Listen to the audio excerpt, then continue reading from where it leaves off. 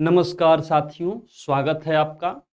आज UPSC Hindi optional की यह पहली क्लास है और इस क्लास में हम सेकंड पेपर में जो कहानियां लगी हुई हैं, वहीं से इस क्लास की शुरुआत करेंगे। तो सबसे पहले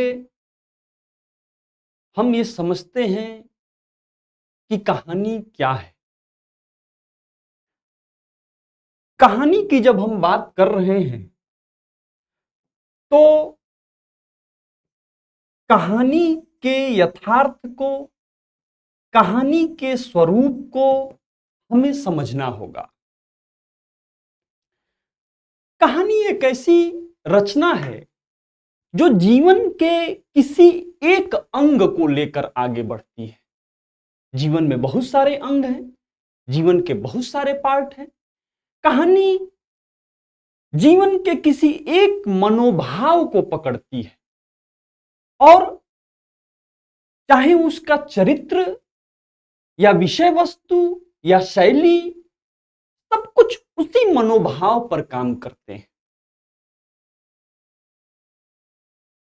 यानी कि एक प्रश्न और सामने मन में आता है कि कथा और कहानी में फिर अंतर क्या है? कथा और कहानी में मुख्य अंतर क्या है? तो कथा और कहानी में भाषा का अंतर नहीं है, कथा और कहानी में आकार का अंतर नहीं है, कथा और कहानी में तत्व का भी अंतर नहीं है। यदि कथा और कहानी में अंतर है तो दृष्टिकोण का अंतर है। और कहानी सिर्फ एक जीवन के मनोभाव को लेकर आगे बढ़ती है और कथा और कहानी का जो अंतर है वो सीधे सीधे जो है वो दृष्टिकोण का अंतर है।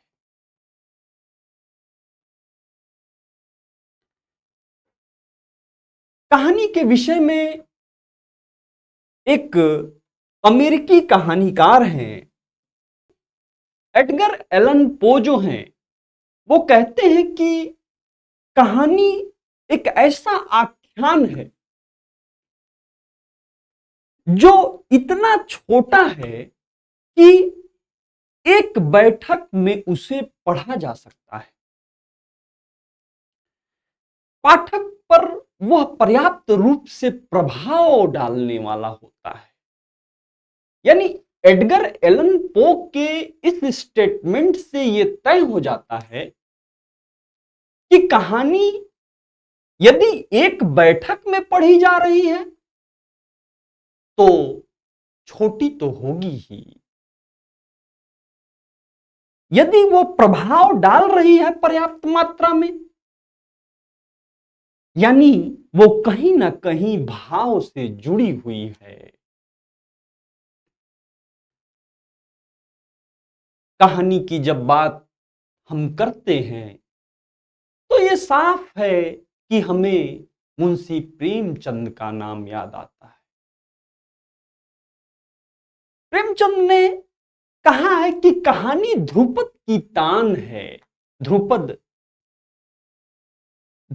की तान बताते हैं कहानी को। वो कहते हैं कि गायक महफिल शुरू होते ही अपनी प्रतिभा जो दिखाने लगते हैं, एक क्षण में चित्त को इतने माधुर्य और परिपूर्ण कर देते हैं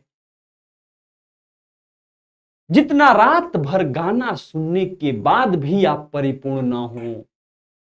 यानी कि गायक जो अपना प्रभाव जमाता है, ठीक उसी प्रकार कहानीकार भी अपना प्रभाव जमाता है।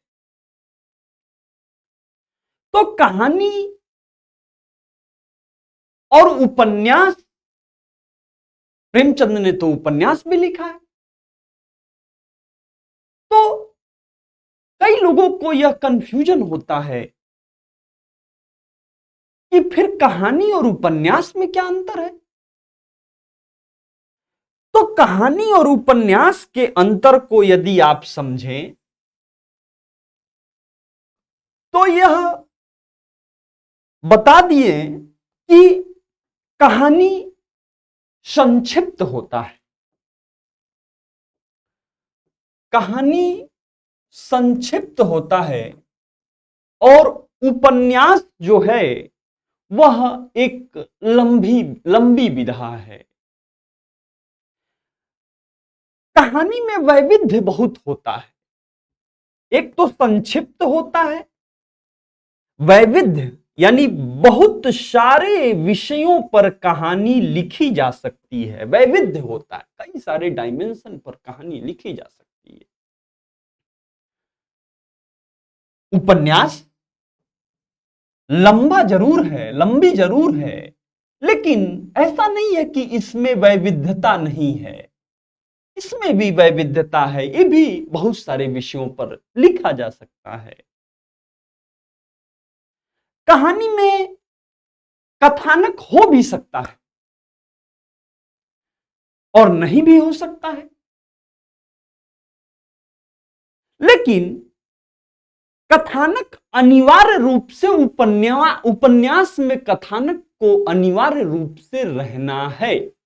यानी कि यहां कथानक जो है वह जरूरी है और यहां पर कथानक जो है वह जरूरी नहीं है। हो भी सकता है, नहीं भी हो सकता है। इसके बाद कहानी और उपन्यास में और भी अंतर यदि हम देखें तो कहानी एक घटना पर, एक वस्तु पर केंद्रित होती है। उपन्यास बहुत सारी घटनाओं को मिलाकर, बहुत सारी कहानियों को मिलाकर कई सारे उसमें लेयर बनते जाते हैं। कहानी किसी क्षण, किसी स्थान से जुड़ी होती है,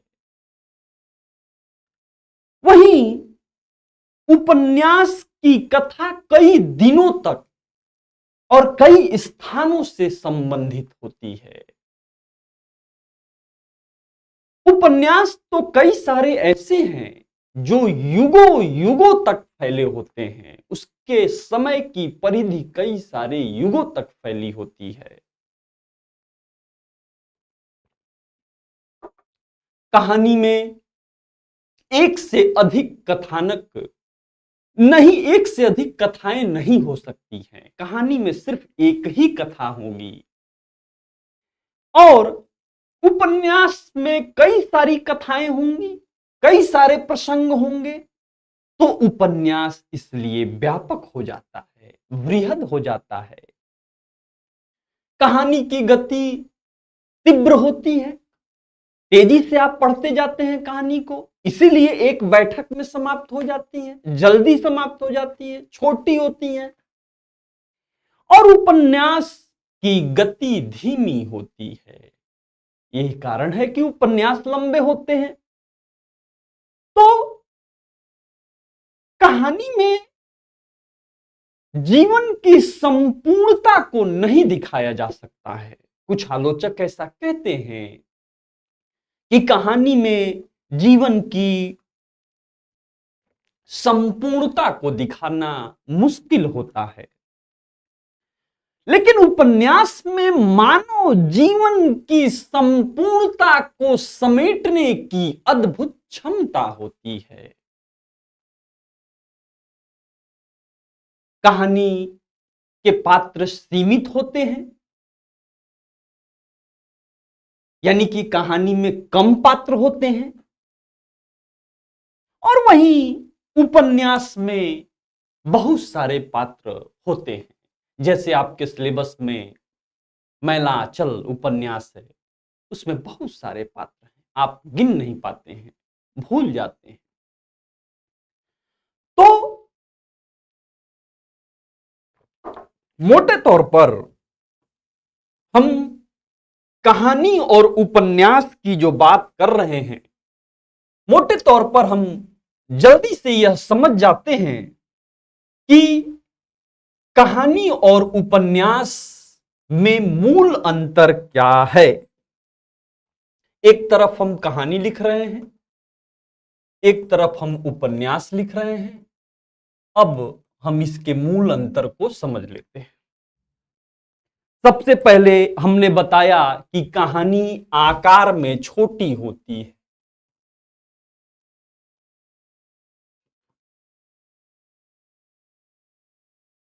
उपन्यास लंबी,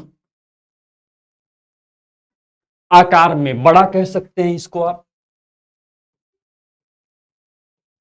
आकार में बड़ा होता है उपन्यास।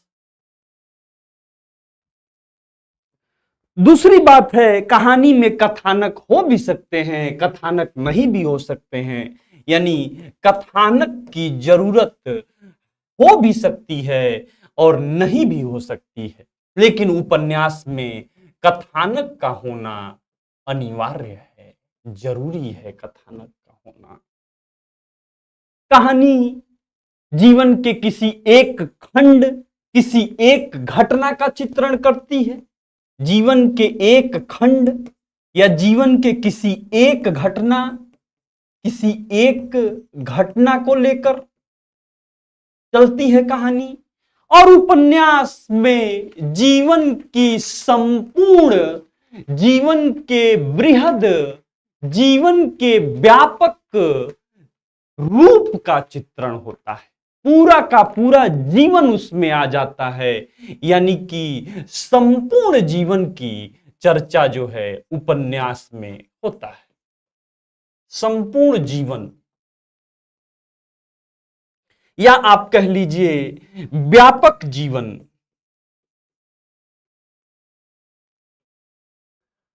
अगला अंतर, कहानी में एक कथा होती है, एक कथा को लेकर कहानी आगे बढ़ती है।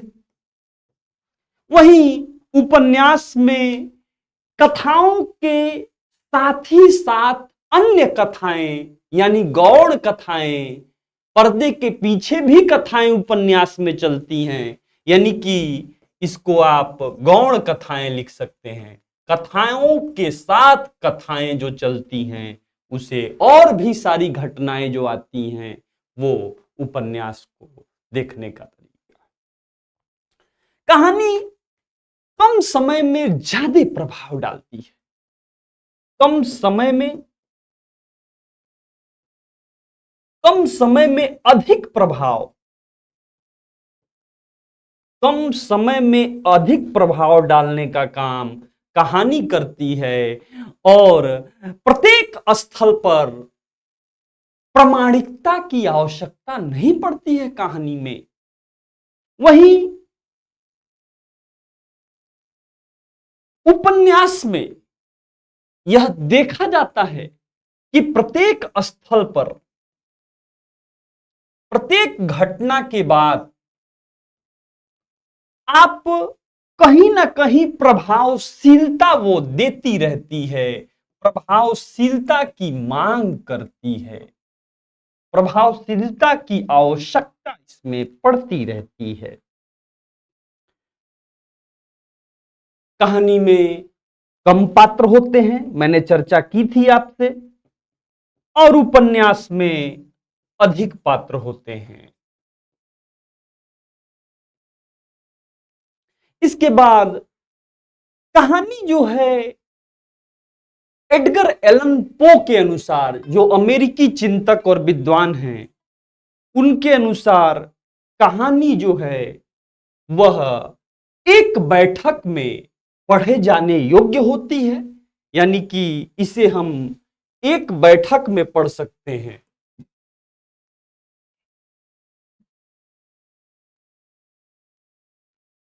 कहानी एक बैठक में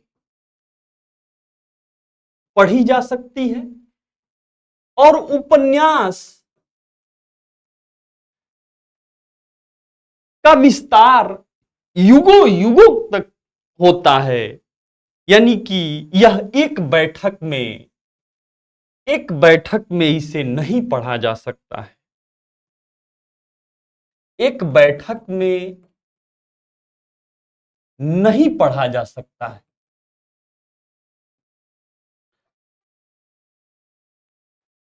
कहानियां भाव प्रधान हो भी सकती हैं और संक्षिप्त होती हैं।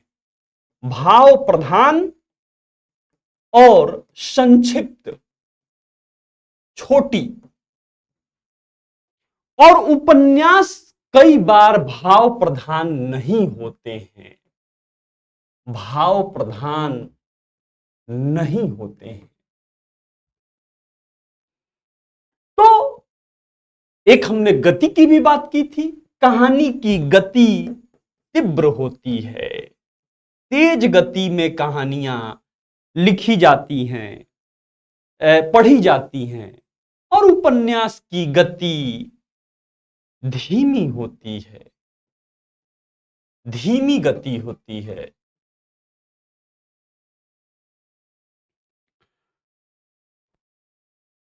अब कहानी और उपन्यास में मूल अंतर आपने समझ लिया। चूंकि जब हम कहानी और उपन्यास के मूल अंतर को बता रहे हैं, तो प्रेमचंद ने एक स्टेटमेंट दिया है।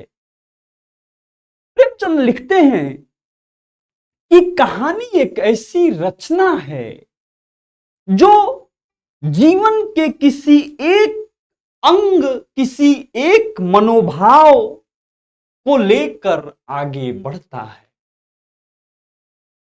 चाहे उस कहानी के चरित्र, चाहे उस कहानी की शैली, चाहे उस कहानी का कथा विन्यास, कुछ भी उसी एक भाव को लेकर ही आगे बढ़ते हैं।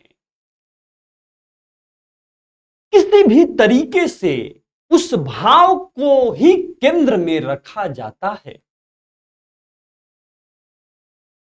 उपन्यास की भांति कहानी में मानव जीवन के संपूर्ण बृहद जीवन को नहीं दिखाया जा सकता, क्योंकि वो छोटी है, क्योंकि उसकी गति धीमी है, क्योंकि वो एक उद्देश्य, एक छोटे क्षण समय को लेकर आगे बढ़ रही है। और इस तरह से उपन्यास में तो कई सारे रसों का मिश्रण हो सकता है, उपन्यास में तो कई सारे भाव आ सकते हैं, उपन्यास में तो बहुत सारे वैविध्य आ सकते हैं, बहुत सारी घटनाएं आ सकती हैं, लेकिन कहानी में ऐसा नहीं होता है। इसको समझाने के लिए प्रेमचंद एक उदाहरण देते हैं कि एक गमले में लगा हुआ एक पौधा कहानी है, और एक बगीचे में लगे हुए तमाम पौधे उपन्यास हैं। और हिंदी साहित्य के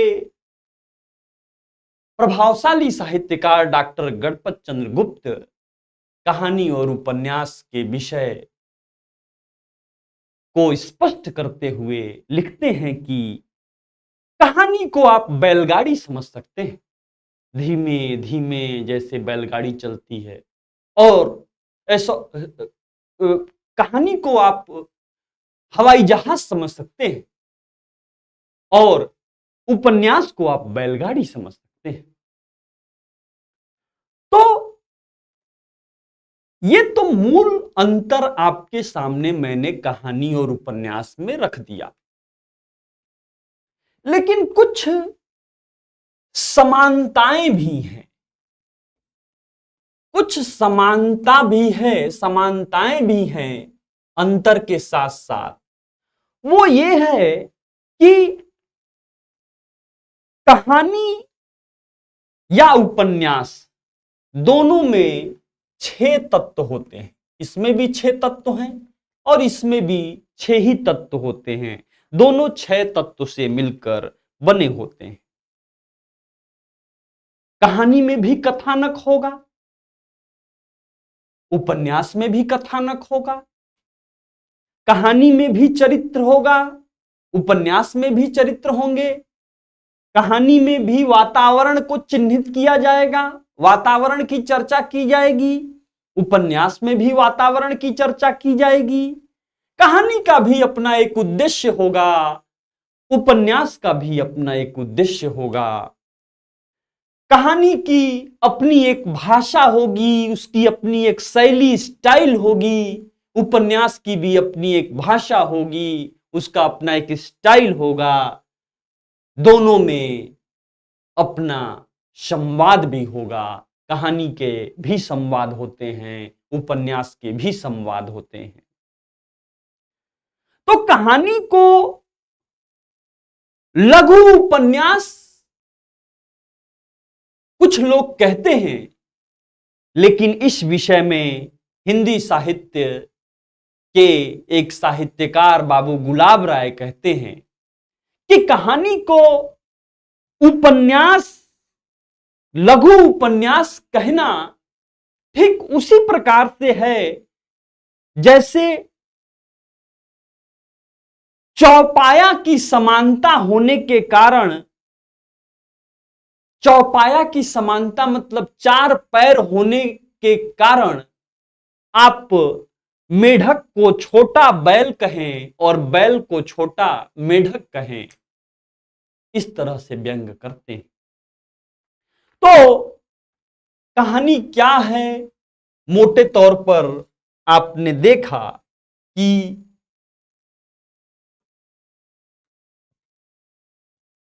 कहानी और उपन्यास में मूल अंतर जो है वो आकार का नहीं है। कहानी आकार में छोटी होती है, कुछ कहानियां आकार में बड़ी होती हैं, लेकिन जब हम अंतर को स्पष्ट कर रहे हैं तो हमको कहने में कोई गुरेज नहीं है कि कहानियां आकार में छोटी होती हैं, उपन्यास आकार में लंबे होते हैं, कथानक इसमें हो भी सकता है, नहीं भी हो सकता है, लेकिन उपन्यास में कथानक का होना जरूरी है। कहानी किसी एक खंड, किसी एक घटना, जीवन की किसी एक पक्ष को लेकर लिखी जाती है। उपन्यास व्यापक जीवन को आधार बनाकर लिखा जाता है। इसमें घटनाओं का वैविध्य होता है। इसमें कहानी में एक कथा को ही उद्देश्य तक पहुंचाया जाता है। उपन्यास में कई सारी कथाएं होती हैं, व्यापक रूप से लिखे जाने के कारण कुछ गौण कथाएं भी आती रहती हैं। कहानी कम समय में अधिक प्रभाव डालती है। प्रत्येक स्थल पर उपन्यास प्रभाव डालता है। कहानी कम समय में प्रभाव डालती है और उपन्यास प्रत्येक स्थल पर प्रभाव डालता है। यह एक महत्वपूर्ण पॉइंट है। इसमें कहानी में कम पात्र होते हैं, उपन्यास में अधिक पात्र होते हैं। इसी तरह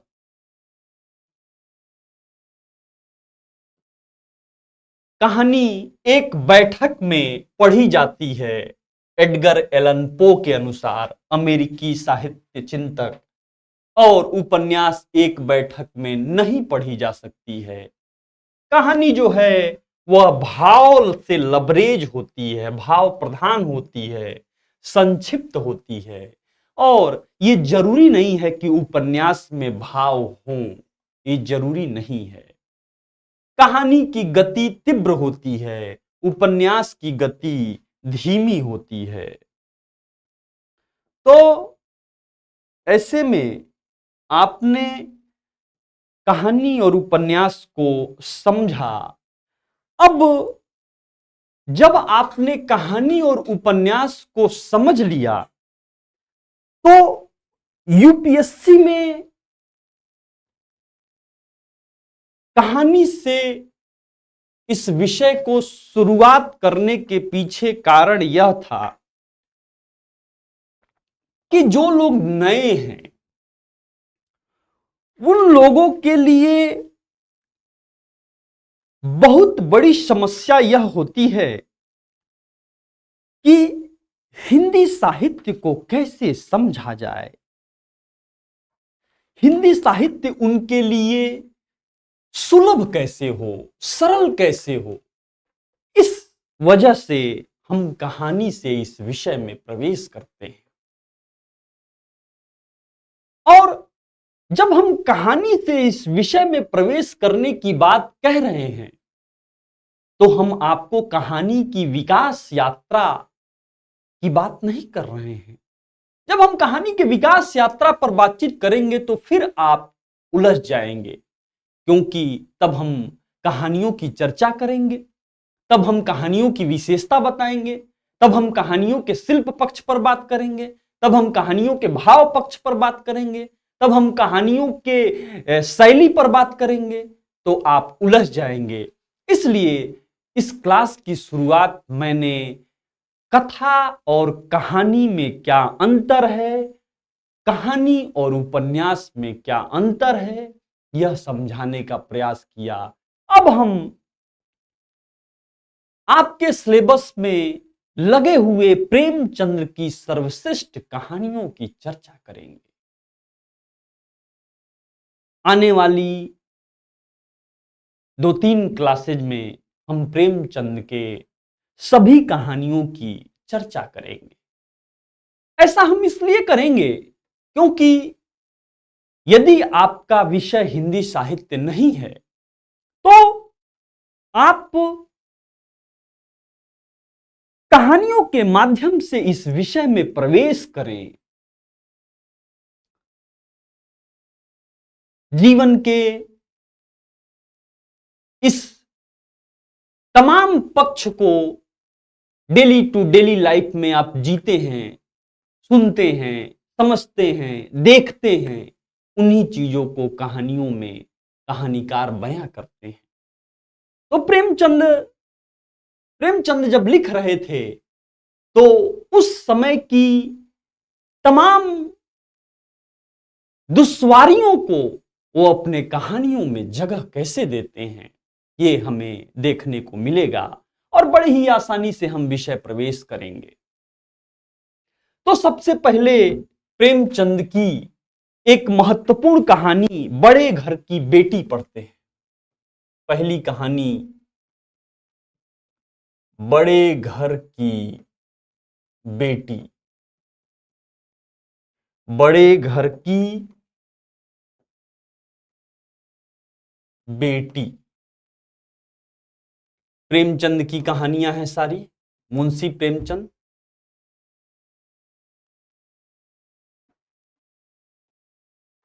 कहानी प्रेमचंद की यह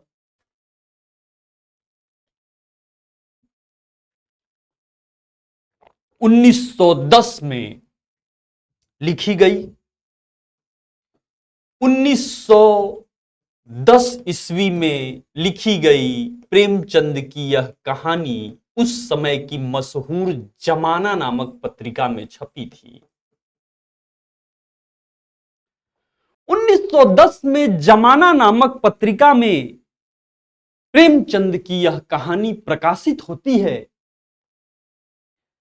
जिसमें प्रेमचंद ने संयुक्त परिवार को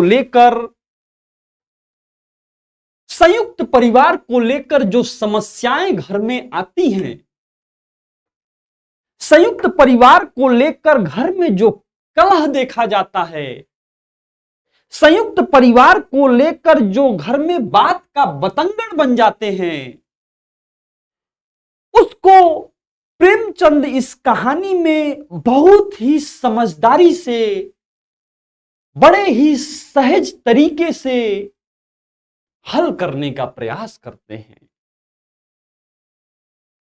यह कहानी इसलिए भी प्रासंगिक है, खैर आज तो संयुक्त परिवार उस स्तर का नहीं रहा, अब तो एकल परिवार हो गए हैं, एकल भी नहीं रहे। लेकिन जब प्रेमचंद उस समय लिख रहे थे तब संयुक्त परिवार में जो समस्याएं उत्पन्न हो रही थी उस पर प्रेमचंद ने अपनी कलम चलाई कि कैसे बिगड़ती हुई परिस्थितियों को एक सामान्य तरीके से हल करना, यह हुनर प्रेमचंद को ही आ सकता था। कि कैसे प्रेमचंद ने पारिवारिक मनोविज्ञान को समझने का और समझाने का प्रयास किया। जब संयुक्त परिवार की बात हो रही है तो सीधे तौर पर पारिवारिक मनोविज्ञान की बात होगी। यानी प्रेमचंद को पारिवारिक मनोविज्ञान की समझ थी। पारिवारिक मनोविज्ञान, पारिवारिक मनोविज्ञान की समझ थी प्रेमचंद को। प्रेमचंद इसमें, इस कहानी में कहते हैं कि कहानी के एक पात्र हैं बेनी माधव सिंह। बेनी माधव सिंह गौरीपुर के जमींदार हैं। बेनी नाम है उनका, बेनी माधव सिंह। बेनी माधव सिंह क्या है? गौरीपुर नाम का कोई जगह है, वहां के जमींदार है। आनंदी को देवर द्वारा खड़ाहू मार दिया जाता है। देवर ने जब आनंदी को खड़ाहू से मार दिया, इससे आनंदी दुखी हो जाती है और कोप भवन में चली जाती है। पति जब घर पर आता है तो आनंदी अपने पति से शिकायत करती है कि देखो जी, आपके भाई, छोटे भाई ने मुझे खड़ाहू चलाकर मारा है। इस पर बड़े भाई, जिनका नाम होता है श्रीकंठ, बड़े भाई का नाम होता है श्रीकंठ। श्रीकंठ जो है वो क्रोधित होता है और कसम खाने लगता है कि अब भाई का मुंह नहीं देखेंगे, अलग हो जाएंगे। और परिवार में एक तरह से झगड़ा झंझट का माहौल पैदा हो जाता। आपको पता है कि जब झगड़ा झंझट का माहौल परिवार में पैदा होता है तो अगल बगल पड़ोसी जो है वो मजे लेने के लिए आ जाते हैं। वो सोचते हैं चल के देखें क्या हुआ, क्यों जो है हल्ला हो रहा है, क्यों इतने जो है शोर शराबे हो रहे हैं। तो उसी क्रम में हुक्का पीने के, चिलम पीने के बहाने लोग जो है बेनी माधव सिंह के घर पर आने लगे कि चलकर देखते हैं कि क्या है, क्यों शोर शराबा हो रहा है। छोटा भाई जिसका नाम होता है लाल बिहारी, जिसने खड़ाऊ चलाया था, लाल बिहारी छोटा भाई, लाल बिहारी घर छोड़कर जाने लगता है। जाते जाते वो अपने भाभी से क्षमा मांगता है और वहीं श्रीकंठ की पत्नी आनंदी का हृदय पिघल जाता है। वह अपने देवर को क्षमा कर देती है। दोनों भाई गले मिल जाते हैं और सब कुछ पहले जैसे सामान्य हो जाता है।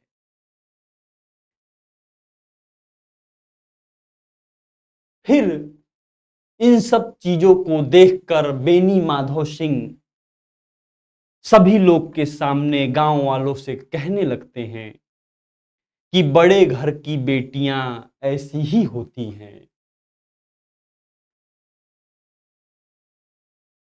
अर्थात प्रेमचंद जो है, यानी लेखक का जो उद्देश्य है वह यथार्थ के साथ आदर्श को स्थापित करना है। प्रेमचंद ने यथार्थ भी दिखाया। रियलिटी क्या है कि देवर ने खड़ाऊ चला के मार दिया, और आदर्श क्या दिखाते हैं कि देवर के माफी मांगने पे आनंदी उसे माफ कर देती है। वो बड़े घर से आई है और फिर दोनों भाई एक हो जाते हैं। तो आनंदी के माध्यम से बड़े घर की बेटी में प्रेमचंद ने यथार्थ और आदर्श दोनों दिखाया है। आनंदी के माध्यम से परिवार में सौहार्द, प्रेम, धैर्य, सहनशीलता और रिश्तों को टूटने से बचाया जाता है। और यही कारण है कि इस कहानी का जो शिल्प पक्ष है, प्रेमचंद ने इस कहानी को जैसे बुना है, जो इसमें कसावट है, कथानक बिल्कुल सरल है, बातचीत समझ में आती है, कहानी समझ में आ रही है, कहानी जो है बिल्कुल बिल्कुल रैखिक है। कहानी का जो चरित्र योजना है वो पारंपरिक है। श्रीकंठ, आनंदी, लाल बिहारी, ये जो चरित्र हैं ये मानसिक द्वंद से गुजरते हैं। प्रेमचंद ने इसमें यह दिखाने का प्रयास किया है। कहानी की भाषा बिल्कुल सहज है, बिल्कुल सरल है, और कहानी में मनोविज्ञान को बड़ा शानदार तरीके से प्रेमचंद ने दिखाया है। कहानी को और अच्छे से पढ़ने और समझने के लिए आपको ओरिजिनल कहानी पढ़ लेनी चाहिए, टेक्स्ट, नहीं तो कम से कम हमारा प्रिंटेड नोट्स आपको पढ़ लेना चाहिए, तब कहानी और स्पष्ट हो जाएगी। मनोविज्ञान का प्रयोग करते हुए प्रेमचंद ने इस कहानी में एक लाइन लिखते हैं, कहते हैं कि आनंदी के विषय में प्रेमचंद लिखते हैं कि आनंदी स्त्रियों के स्वभावानुसार रोने लगी। यानी कि प्रेमचंद ने स्त्रियों के मनोविज्ञान को पकड़ा है कि स्त्रियों के स्वभावानुसार आनंदी रोने लगी, क्योंकि आंसू उनके पलकों पे रहते हैं। प्रेमचंद ने इस कहानी में सूत्र वाक्य का भी प्रयोग किया है।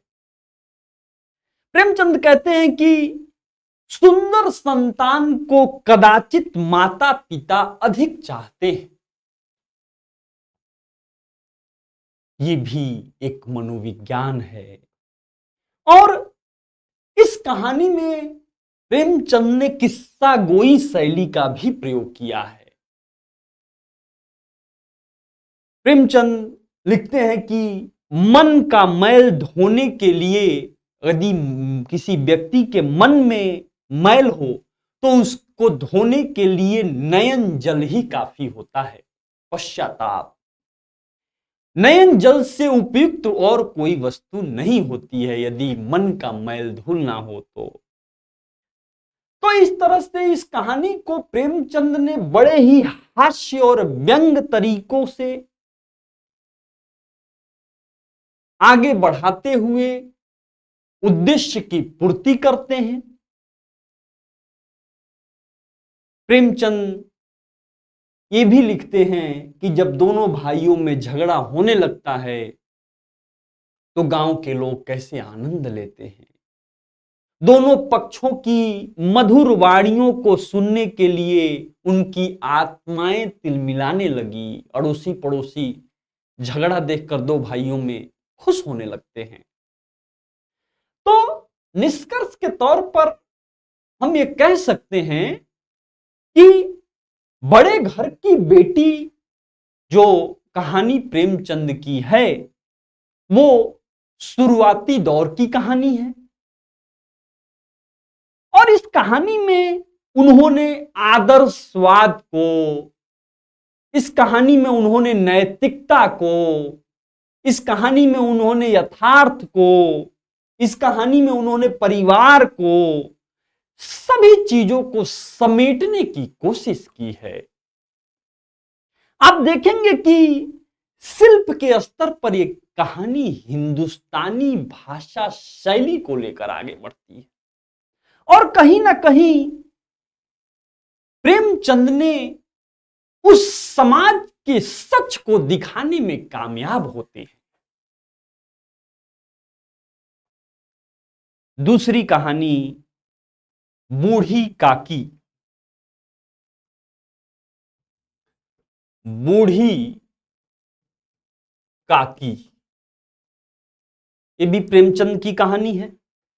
1921 में लिखी यह कहानी सामाजिक समस्या पर लिखी गई कहानी है।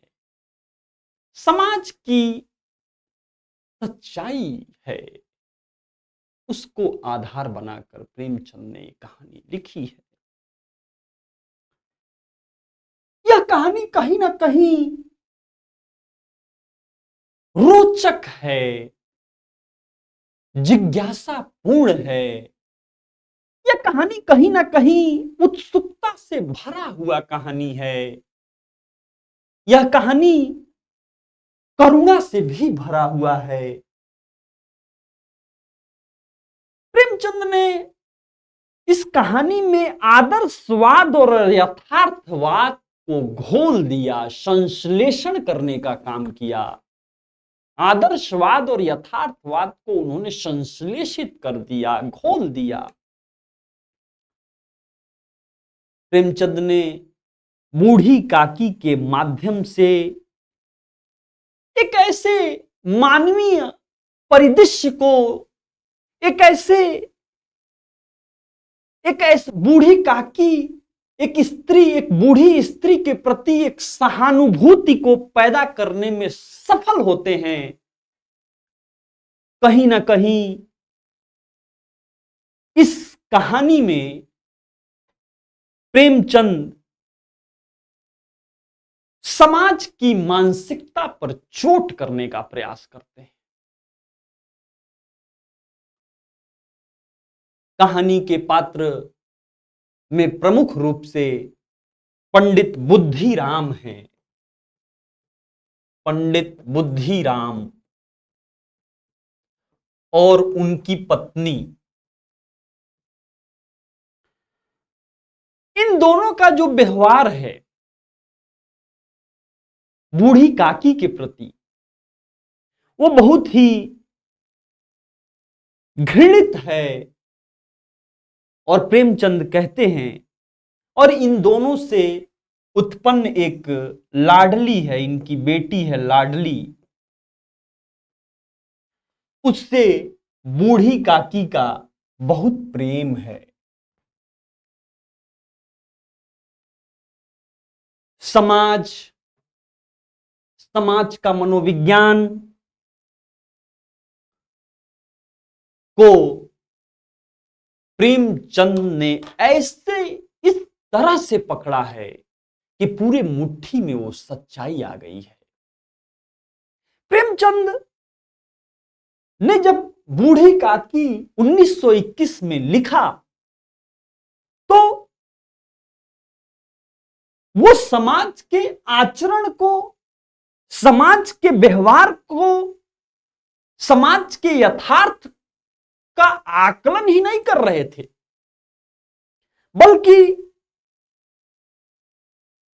उनके आसपास का जो परिवेश था, उस परिवेश में वृद्धों की समस्या की ओर संकेत भी कर रहे थे। दूसरी तरफ यदि इस कहानी का विश्लेषण हम करें, तो हम देखेंगे कि बुढ़ापा में जो मन होता है वो बच्चा हो जाता है। इस कहानी में जो बूढ़ी काकी है, उसकी कमजोरी यह है कि वह स्वादिष्ट भोजन देखकर वो रह नहीं पाती है, उसके लार टपकने लगते हैं। यह सच है, उसके आचरण में कोई बनावटीपन नहीं है, उसके आचरण में कोई किसी प्रकार का छल नहीं है, ऐसा होता है। और पंडित बुद्धिराम जो हैं और उनकी पत्नी बुद्धिराम मुख्य पात्र हैं, बूढ़ी काकी के भतीजे हैं। ये पंडित बुद्धिराम बूढ़ी काकी के भतीजे हैं।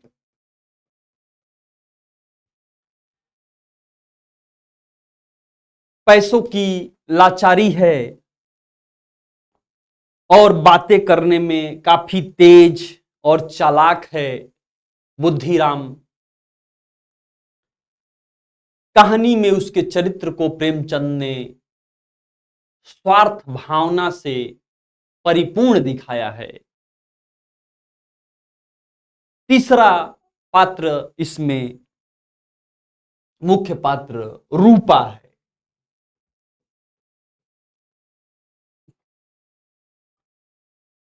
जो बूढ़ी काकी के भतीजे बुद्धिराम की पत्नी है, यानी ये पत्नी रूपा ही है।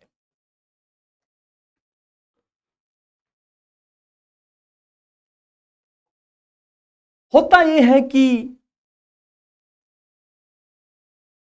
प्रारंभ में, कहानी के शुरुआत में बूढ़ी काकी के प्रति दोनों पति पत्नी का व्यवहार बहुत रूखा होता है। बूढ़ी काकी के प्रति उनका व्यवहार जो है कहीं ना कहीं अपमान से भरा, प्रताड़ना से भरा। लेकिन बूढ़ी काकी को घर के एक फंक्शन में जूठे पत्तल को चाटते हुए देखकर रूपा का मन द्रवित हो जाता है। उसके भीतर आत्मग्लानि आ जाती है, उसके भीतर कहीं ना कहीं पछतावे का भाव जागृत होता है। अपनी भूल को स्वीकार करती है रूपा, बूढ़ी काकी को भोजन कराती है। प्रेमचंद ने यह दिखाया है कि ईश्वर से अपराध क्षमा करने की रूपा प्रार्थना करती है कि हे ईश्वर, हमसे गलती हो गई। इस कहानी में बुद्धिराम के दो बेटे हैं जिनका व्यवहार बूढ़ी काकी के प्रति बहुत शरारत भरा है।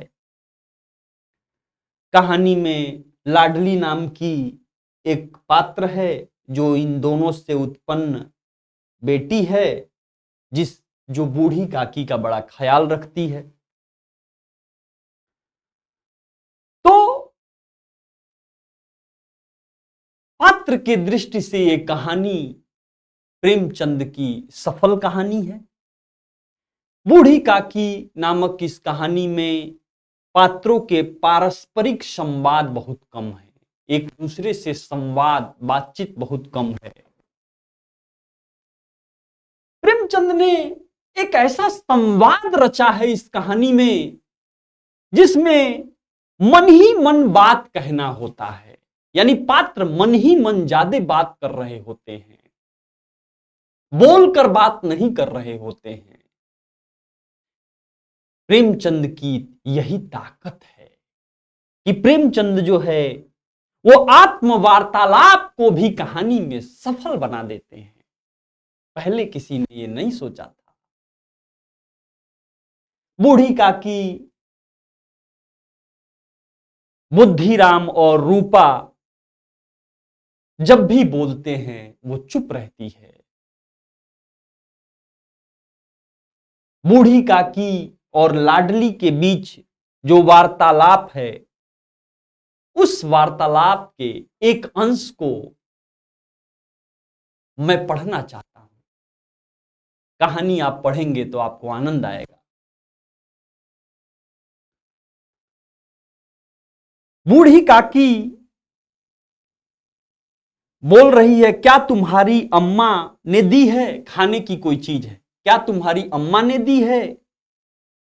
लाडली ने कहा, नहीं, यह मेरे हिस्से की है। लाडली ने पूछा, काकी पेट भर गया?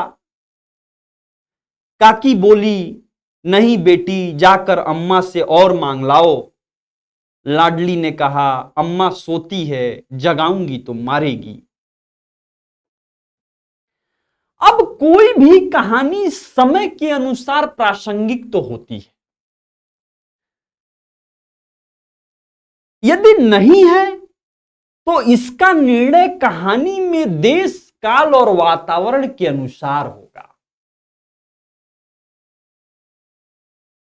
प्रेमचंद ने अपनी इस कहानी में एक ऐसी सामाजिक वातावरण के दृश्य को खड़ा किया है जो अकेली बूढ़ी काकी के जीवन की बात नहीं है, बल्कि ये कितने वृद्धों के जीवन की यह एक मार्मिक कथा है। आज भी ऐसा होता है। यह कहानी आज भी प्रासंगिक है। इसके देश काल वातावरण आज भी प्रासंगिक है। पंडित बुद्धिराम और रूपा के बेटे का तिलक समारोह होने वाला है।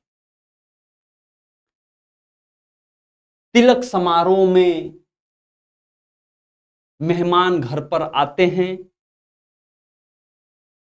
बूढ़ी काकी को एक कोठरी में बंद कर दिया जाता है ताकि मेहमान के सामने वो न आए।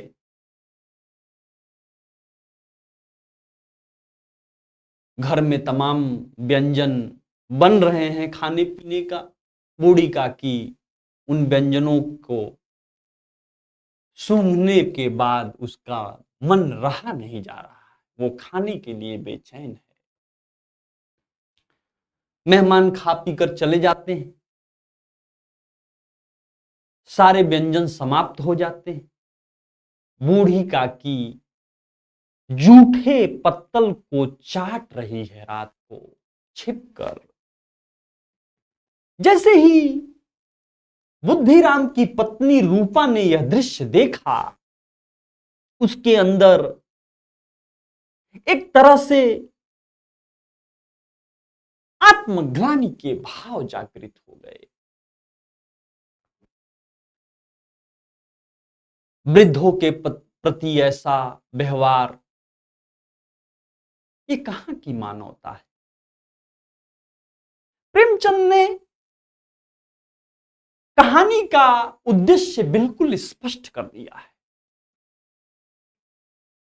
वृद्ध जनों के प्रति इस तरह का उपेक्षापूर्ण व्यवहार अनुचित है और कहीं ना कहीं इस प्रकार बूढ़ी काकी नामक यह कहानी अपने उद्देश्य में सफल होती है। जहां तक इस कहानी की भाषा शैली की बात की जाए तो यह कहानी सशक्त भाव की अभिव्यक्ति करती है। इस कहानी को पढ़ने के बाद पाठक के हृदय में करुणा के भाव उत्पन्न होते हैं, सहानुभूति आती है। यह कहानी पढ़ने के बाद ऐसे लगता है जैसे सब कुछ आंखों के सामने घटित हो रहा है।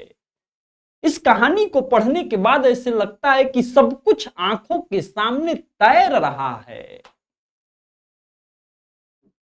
बड़े ही मनोवैज्ञानिक टिप्पणियां करते हैं प्रेमचंद इस कहानी में।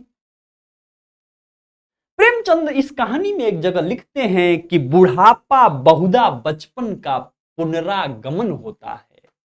यानी बुढ़ापा और बचपना एक ही होता है। दोनों स्थितियों में, दोनों समय में मन एक ही हो जाता है, बूढ़ा बच्चा हो जाता है। तो बुढ़ापा तृष्णा रोग का अंतिम समय है। प्रेमचंद लिखते हैं जब संपूर्ण इच्छाएं एक बिंदु पर आ जाती हैं तो समझिए बुढ़ापा आ गया। प्रेमचंद ने इस कहानी में तमाम उपमाओं के माध्यम से, प्रतीकों के माध्यम से, वर्णनात्मक शैली के माध्यम से, भावनात्मक शैली के माध्यम से, कहावतों के माध्यम से, मुहावरों के माध्यम से कहानी को बुना है। चूंकि इस कहानी में बूढ़ी काकी अपनी कोठरी में शोकमय विचार की भांति बैठी हुई है, इस बात को रेखांकित करना करना ही प्रेमचंद का उद्देश्य, समाज को जगाना, समाज के भीतर टकराहट पैदा करना, चिंगारी लगाने का काम प्रेमचंद ने इस कहानी के माध्यम से किया है।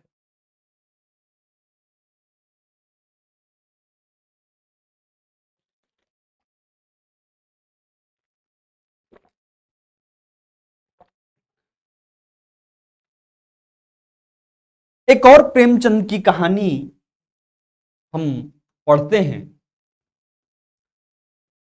अलग्योझा। अलग्योझा ये भी प्रेमचंद की कहानी है।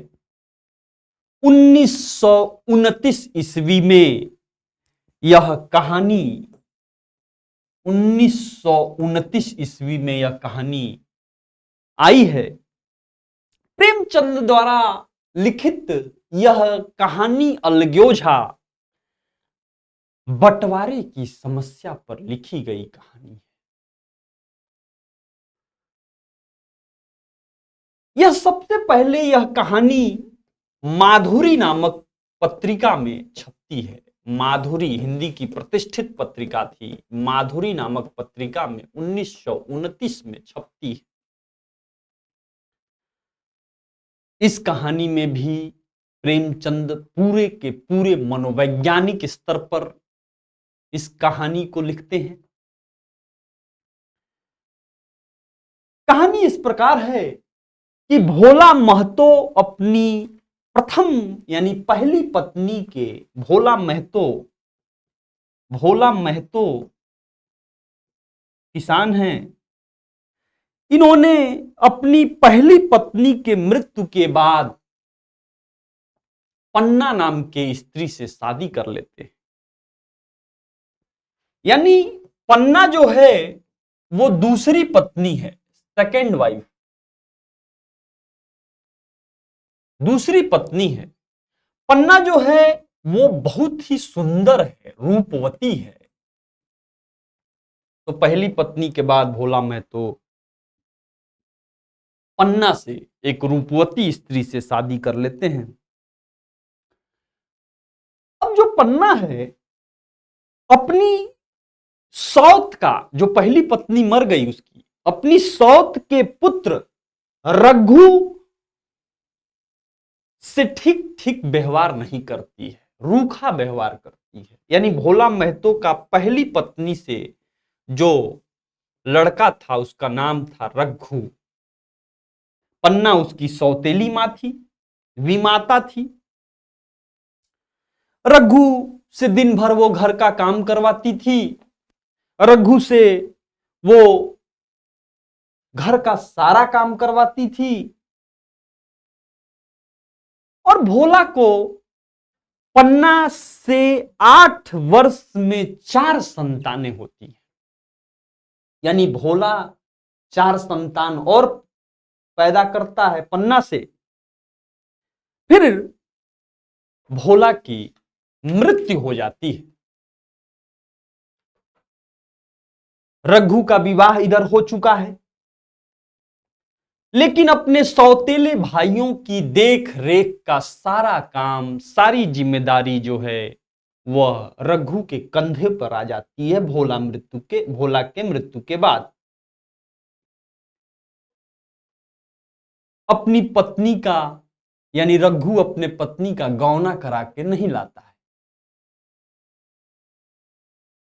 रघु को यह डर है कि यदि मैं अपने पत्नी को लेकर आता हूं, उसके पत्नी का नाम मुलिया होता है, रघु के पत्नी का नाम मुलिया होता है। उसे लगता है कि यदि मैं मुलिया को लेकर आऊंगा तो मुलिया आते ही बंटवारे का जिद करेगी। वो कहेगी कि हम अलग रहना चाहते हैं, और इसीलिए जो है आते ही वो अपने देवरों से लड़ेगी, अपने सास से दुर्व्यवहार करेगी। इसलिए वह कहता है कि इस पक्ष में वो नहीं है कि वो मुलिया को लेकर आए। बात सही भी है। जब वो मुलिया को लेकर आता है एक समय बाद, तो मूलिया ये कहती भी है कि मेरा पति दिन भर मेहनत करे, छाती फाड़कर काम करे और पन्ना के बच्चे मौज उड़ाते रहें। तो वो एक समय बाद जब अपने पत्नी को लेकर आता है तो उसकी पत्नी जो रघु सोचता है वही करती है, वो बंटवारे की जिद करती है, खाना पीना त्याग देती है, छोड़ देती है और बार बार रघु पर यह प्रेशर बनाती है कि वो अलग होना चाहती है। रघु बंटवारे का दर्द सह नहीं पाता। प्रेमचंद देखिए कैसे लिखते हैं, वो बंटवारे का दर्द सह नहीं पाता है और 6-7 वर्ष में उसकी मृत्यु हो जाती है। अब मूलिया पर असमय वैवध्य का पहाड़ टूट जाता है। कम समय में ही पति का स्वर्गवास हो गया, वो एकदम अकेली हो जाती है। स्वाभिमानी स्त्री है मूलिया, देवरों का एहसान नहीं लेना चाहती है। ये जो पन्ना के 4 बेटे हुए थे भोला महतो से, उसमें जो बड़ा बेटा था उसका नाम था केदार। केदार मूलिया के साथ यानी रघु के पत्नी के साथ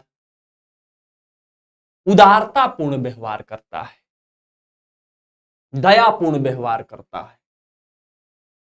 उसके खेतों की सिंचाई केदार करता है, उसकी खेतों की जुताई केदार करता है।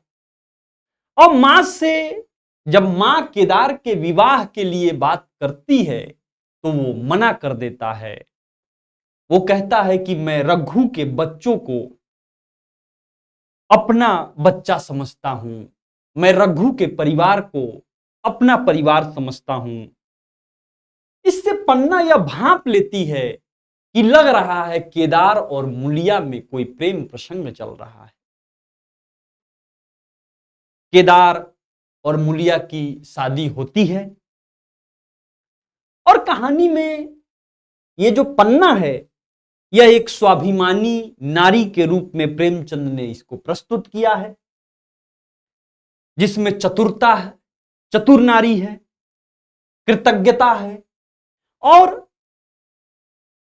विमाता होने के बाद भी वो अपने मातृत्व का फर्ज निभाती है। तो इस कहानी में, अलगोजा नामक कहानी में प्रेमचंद यह दिखाने का प्रयास करते हैं कि कैसे मन परिवर्तित होता है इंसान का, कैसे पन्ना का हृदय परिवर्तित होता है समय के साथ। यानी कि इस कहानी में हृदय परिवर्तन दिखाते हैं प्रेमचंद। और ये कहानी कहीं ना कहीं आदर्शोन्मुख यथार्थवाद है। इस कहानी में आदर्शवाद भी है और इस कहानी में यथार्थवाद भी है। देखिए, गरीबी तो एक समस्या है और गरीबी की समस्या से ही ऋणग्रस्तता होती है, ऋण लेता है आदमी। गरीबी की समस्या से ही कहीं ना कहीं संयुक्त परिवार भी टूटते हैं। तो इस कहानी का कथानक थोड़ा जटिल हो गया है। इस कहानी के 3 भाग आपको दिखेंगे साफ तौर पर। पहला भाग जो है जिसमें भोला और पन्ना की कथा चलती है, भोला और पन्ना की कथा चलती है। दूसरा भाग है उसमें रघु और मूलिया की कथा चलती है और तीसरा भाग है जिसमें केदार और मूलिया की कथा चलती है। तो प्रेमचंद ने 3 कथाओं को ऐसा जोड़ा है, 3 कथाओं को ऐसा जोड़ा है कि कहीं भी अलगाव और विच्छेद नजर नहीं आता है। यह सबसे बड़ी बात। पन्ना रूपवती स्त्री थी, प्रेमचंद इसीलिए लिखते हैं कि रूप और गर्व में चोली दामन का रिश्ता होता है। कोई लड़की रूपवती हो और उससे गर्व न हो, प्रेमचंद कह रहे हैं ऐसा हो ही नहीं सकता है, चोली दामन का रिश्ता होता है। तो इस कहानी में भी प्रेमचंद ने लोक जीवन की समस्या को उठाया है, लोक जीवन के शब्दों के माध्यम से इस कहानी को बुना है। हिंदुस्तानी शैली जिसे हम कहते हैं। गांधी जी प्रेमचंद के इसी भाषा शैली को हिंदुस्तानी शैली कहते हैं और संवेदना और शिल्प के दृष्टि से भी यह कहानी कहीं ना कहीं प्रेमचंद की सर्वश्रेष्ठ कहानी के रूप में गिनी जाती है। धन्यवाद, बहुत बहुत धन्यवाद।